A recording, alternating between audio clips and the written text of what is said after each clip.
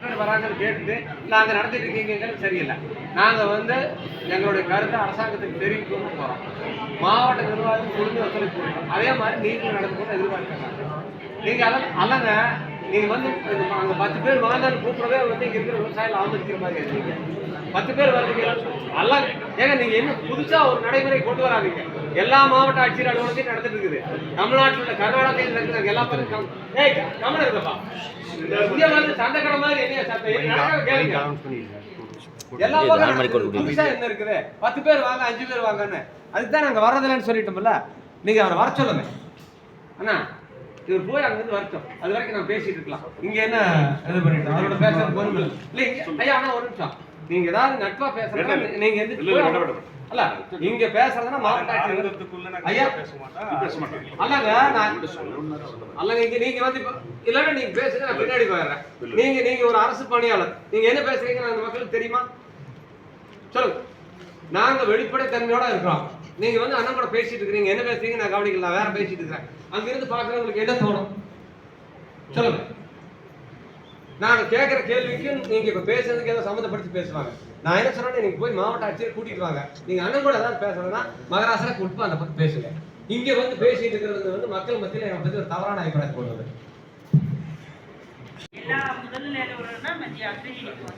அவரை மட்டும் கூப்பிட்டா என்னன்னா, நாங்க தொடர்ந்து அம்மா இருக்காங்களா அந்த தாசில்தார் ஆஃபீஸ்ல ஒரு லேடி இருக்காங்க, அவங்க பார்த்துக்கிட்டோம்.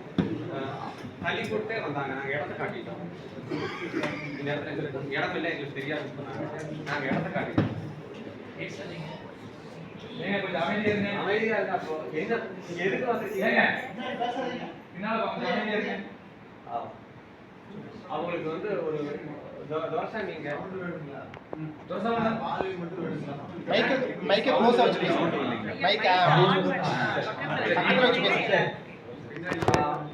ஒவ்வொருத்துக்கும் வந்து 5 சென்ட் இடம் வேணும்னு நாங்க கோரிக்கை வச்சோம். அதுல வந்து அப்படி நாம்ஸ் இல்ல, 3 சென்ட் தான் கொடுக்க முடியும் அப்படிங்கிற மாதிரி சொன்னாங்க. எனக்கு புரியல, நாம்ஸ்ங்கிறது யார் உருவாக்குறது? ஸோ நானோ நீங்களோ ஐயாவோ வந்து டிடிசி அப்ரூவல் சொன்னா 5 சென்ட் குறைஞ்சபட்சம் இருக்கணும் அப்படிங்கிற மாதிரி இருக்கு. ஏன் அந்த உழைக்கும் மக்களுக்கு ஒரு 5 சென்ட் கொடுத்தா என்ன ஆயிடுது? நான் என் வீட்டுல இருந்து கொடுக்க போறதில்ல, அரசுன்னு சொன்ன ஒரு தனிநபர் கொடுக்க போறதில்ல. அந்த உழைக்கும் மக்கள் அவங்க பகுதியில மேட்டாங்கடை கிடக்கிற ஒரு பகுதி கொடுக்கறதுக்கு நாம் இல்லைன்னா அதை இழுத்தாங்க. அதுக்கப்புறம் எல்லாம் பேசி சரி 3 சென்டாக கொடுங்க அப்படிங்கிற இடத்துக்கு வந்தது. அப்புறம் எங்க இருக்குது நீங்களே சொல்லுங்கன்னு சொன்னாங்க. நாங்க குறிப்பிட்ட இடத்த போய் காட்டணும். எல்லாம் பார்த்ததுக்கு அப்புறம் மறுபடியும் எழுத்து 3 ஆடையெல்லாம் நடந்துட்டு இருக்காங்க. இப்போ கடைசியா அந்த அம்மா நான் போய் பார்த்தா இன்னொரு வட்டாட்சியில நான் சீக்கிரம் ஏற்பாடு பண்றேங்க ஐயான்னு சொன்னாரு. அதுக்கப்புறம் நான் வர முடியல. அங்க இருக்கிற பொறுப்பாளர் போய் பார்த்தப்போ அது வந்து அனாதை வந்து இருக்குது, இது அரசுக்கு போயிட்டு வரணும் அப்படிங்கிற மாதிரி ஒரு வார்த்தை சொல்லியிருக்காங்க. நான் என்ன சொல்றேன்னா, இதெல்லாம் வந்து டெக்னிக்கல் வேர்டு, அது நீங்க தான் பண்ணணும். நிலமற்ற வீடற்ற ஏழை மக்களுக்கு அது 90 விழுக்காடு அவங்க ஒடுக்கப்பட்ட தாழ்த்தப்பட்ட சமுதாயம் சார்ந்தவங்க, அவங்களுக்கு ஒரு 3 சென்ட் இடம் கொடுக்குறாங்க. காரணம் அது என்ன பிரச்சனை நீங்க அவங்களை வரத்து என்னன்னா, நாங்க இதுல வந்து நாங்க வந்து எல்லா நிகழ்வுகளையும் சட்டத்திற்கு உட்பட்டு அரசியல் சாசனம் என்ன சொல்லியிருக்குது, இந்திய தண்டனை சட்டம் என்ன சொல்லியிருக்குது, அரசு ஆணைகள் நிலையாணைகள் என்ன சொல்லுதுங்கிறதெல்லாம் பார்த்து நாங்கள் அதுக்கு உட்பட்டே நடந்து போயிட்டு இருக்கோம். ஆனா எந்த இடத்துலையும் வந்து ஒரு மனிதாபிமானம் இல்லாத ஒரு ஒரு ஏஐ மாதிரி ஆர்டிபிஷியல் இன்டெலிஜென்ஸ் மாதிரி அவங்க பதில் சொல்லி கடந்து போறாங்க. அவங்க உணர்லைங்க, அதான் பிரச்சனை. நாங்க வந்து சொல்லும் போது அப்போதைக்கு அவங்க கேட்டு அந்த காலை தூக்கி போறாங்கள அந்த மக்கள் எப்படி வாழ்றாங்க, காலையிலேருந்து மாலை வரைக்கும் அவங்க காட்டுல பாடுபட்டு வந்து இரவு ஒரு நிம்மதியா காலத்தை தூங்குற அளவுக்கு கூட அவங்களுக்கு இல்லாத இருக்குது. அவங்ககிட்ட வந்து அரசாங்கம் வந்து ஒரு கூலி கொடுக்குறோம், நாங்க எல்லாம் சிறப்பா கொடுக்குறோம்னு சொல்ல வரல, நாங்க ஏதோ ஒரு ஊதியம் கொடுக்குறோம், அது நியாயமானதா எங்களுக்கே பண்ணல, அவ்வளவுதான். நாங்க எங்கனால அவ்வளவுதான் கொடுக்க முடியும், எங்க சூழல் அந்த மாதிரி இருக்கு. அந்த ஊதியத்தை அவங்க வர வழியில வந்து டாஸ்மாக் போன்ற இடங்கள்ல எல்லாம் விட்டு போட்டு வீட்டுக்கு ஒரு தொகையை கொண்டு வந்து கொடுத்துட்டு அவங்க வந்து சரியா கையை காலை நீட்டி படுக்க முடியாத அளவுக்கு இருக்காங்க. இடத்த கேட்கறோம், 100கணக்கான நிலம் கிடக்கும், அரசு நிலம், நீங்க கொடுங்கன்னு சொன்னப்போ இல்ல நீங்க பார்த்து சொல்லுங்கன்னு சொன்னாங்க. நாங்க பார்த்து இடத்தெல்லாம் கூட்டிட்டு போய் எல்லாம் காட்டி நாங்க வந்து அளந்து கொடுத்துருவோம், நீங்க தான் வேலையெல்லாம் செய்யணும், நாங்க பட்டா கொடுக்குறோம்னு சொன்னார். இதுக்கு முன்னாடி வட்டாட்சி சரி நீங்க நிலவரையை வர சொல்லி அளந்து கொடுங்க, நாங்கள் கல் கட்டி வேலையெல்லாம் நாங்களே பண்ணிட்டு போகிறோம், அதுக்கப்புறம் நீங்கள் எங்களுக்கு பட்டா கொடுத்தா போதுங்க. அதுக்கப்புறம் அந்த ஆட்சியர் மாறி போயிட்டாரு. இப்போ எங்கள் அம்மா வந்து புதுசா இது வந்து அனாதீனம் அப்படின்ட்டு ஒரு விஷயம் சொல்கிறாங்க. நீங்கள் சொல்லுங்கள், இது எப்படி சரியா இருக்கு? 3 ஆண்டுகளாக நாங்கள் கரெக்டுங்க. இதில் வந்து இவ்வளோ இந்த லேண்ட் கிளாஸ் கண்டுபிடிச்சிருக்காங்க நீங்களே சொல்லுவீங்க, அவங்க கேட்போம். ஏன்னா இந்த ஃபைல் எந்த தூரத்தில் இருக்குங்கிறது லேண்டை பொறுத்த வரைக்கும் நம்ம வந்து வாய்மொழியில் எதுவுமே சொல்ல மாட்டோம், ரெக்கார்டு எல்லாமே பார்க்கணும். நான் அவங்கள்ட்ட விசாரிக்கிறேன். ஏன் அப்படி சொல்றேன்னா, சுதந்திரத்துக்கு அப்புறம் எழுதப்பட்ட சட்டங்கள் வந்து இந்த நாட்டு இறையாண்மையோட நாடாக அறிவிச்சது. இந்த இறையாண்மையை தொடர்ந்து தக்க வச்சுக்கிறதுக்கு தான் சட்டங்கள் இருக்கு. ஆனா இப்ப நடக்கக்கூடிய செய்திகள் இந்த நாட்டினுடைய இறையாண்மைக்கு எதிராக போயிடும். 3 வருஷமா தங்களுக்கு ஒரு 3 சென்ட் இடம் வந்து கேட்டிருக்கிற மக்கள் அது நடக்கலன்னா என்ன செய்வாங்க? என்ன செய்யறது?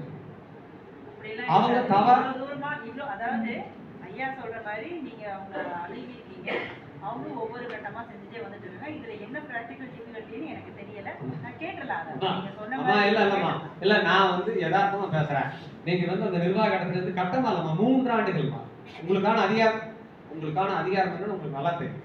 நான் சொல்ல வேண்டியது, ஒரு நிலத்தை எடுக்கிறதுக்கு மாவட்ட ஆட்சியருக்கு 1 மணி நேரத்தில் எடுக்க முடியும். அவருக்கு அதிகாரம் இருக்கு. என்னுடைய சொத்தை கையகப்படுத்துறதுக்கு தேவையானால் நிலம் கையகப்படுத்த சட்டத்தை தவிர்த்துட்டு நான் சொல்றேன், அவசர காலங்களில் என்னுடைய எந்த சொத்தையும் மக்கள் தேவைக்காக கையகப்படுத்துறதுக்கு மாவட்ட ஆட்சியருக்கு 100 விழுக்காடு அதிகாரம் இருக்கு. அதை எதிர்த்து கேட்கறதுக்கு யாருக்கும் நீதிமன்றங்கள் கூட இல்லை. அதுக்கப்புறம் தான் நம்ம நீதிமன்றத்துக்கு போக முடியும். அப்படி இருக்கும்போது ஒரு 3 சென்ட் இடம் வேணும்னு சொல்லி 3 ஆண்டுகளா நாங்கள் மனு கொடுத்துட்டு இருக்கோம். ஐயா வந்து என்னுடைய கருத்தையும் நான் வந்து இப்போ ஒரு அதிகாரியா இருக்கிறதுனால என்னுடைய நிலையை பதிவு பண்ணிக்கிறேன். நம்ம நினைச்ச மாதிரி 1 மணி நேரத்துலலாம் ஒரு இடத்தை எடுக்க முடியுங்கிறது எக்காலமும் சாத்தியம் கிடையாதுங்க, சரிங்களா? அதுக்குன்னு சில வழிமுறைகள் இருக்கு, ரூல்ஸ் அண்ட் ரெகுலேஷன்ஸ் இருக்கு. அதனால அதை பின்பற்றினா யாரா இருந்தாலுமே வந்து பணி செய்ய முடியுங்க. ஐயாக்கு தெரியாதது இல்ல, இருந்தாலும் நீங்க குறுக்கிட்டு சொல்றேன். ஒரு ஊர்ல கோடை காலத்துல வந்து தண்ணி இல்லை, மொத்தமா தண்ணி இல்லை, குடிக்க நீரே இல்லை. ஒரு தோட்டத்துல மட்டும் தண்ணி இருக்கு. அந்த மாவட்ட ஆட்சியர் வந்து அந்த கடத்தை எடுத்துட்டாரு, அறிவு செஞ்சுட்டாரு, 1 மணி நேரத்தில் செஞ்சார். அந்த குடிநீர் அந்த ஊருக்கே குடிநீர் அந்த கிணத்துல இருந்தா எடுத்துட்டாரு.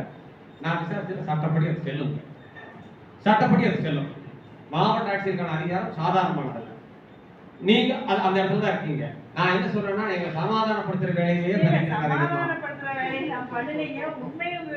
கட்டி கழிச்சிட்டு போகிறது இல்லைங்களா? இது வந்து இல்ல நான் பாருங்க, நீங்க கேட்கறத எங்களால எவ்வளவு தூரம் செஞ்சு கொடுக்க முடியுமோ அந்த இடத்துல தான் நாங்க இருக்கோம். நீங்க கேட்கறதுல இருக்கீங்க, நாங்க பேசிட்டு இருக்கோம்.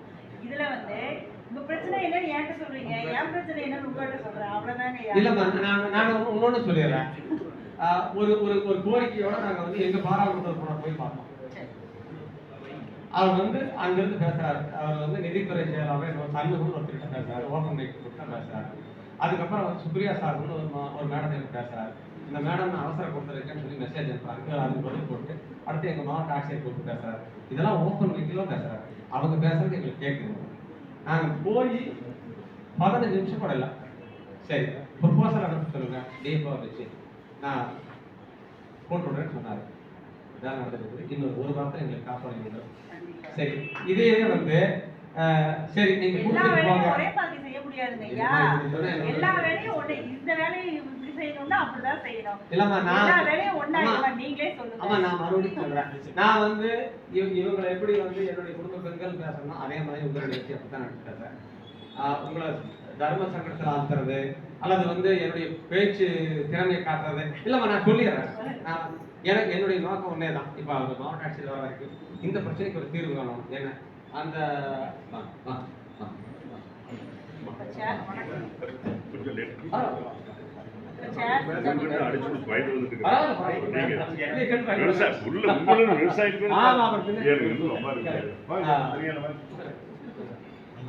என்னன்னா 3 ஆண்டுகளா நீங்க அதுக்கு அவங்களை வர சொல்றாங்க. நம்ம மேலதான் இருப்பாங்க. அவரும் சார் வந்து அவரும் ஒரே வேலை உடனே லிங்க் பண்ணி நல்லா இல்லைங்க. ஆறு வந்தாலும் நாங்கள் முழுக்க இதை மட்டும் அந்த பேரு கடலை பேசுகிறோம். நீங்கள் அவங்களை வர சொல்லிட்டா சார் நான் அவங்ககிட்டயும் பேசுகிறேன், நீங்கள் கேளுங்க.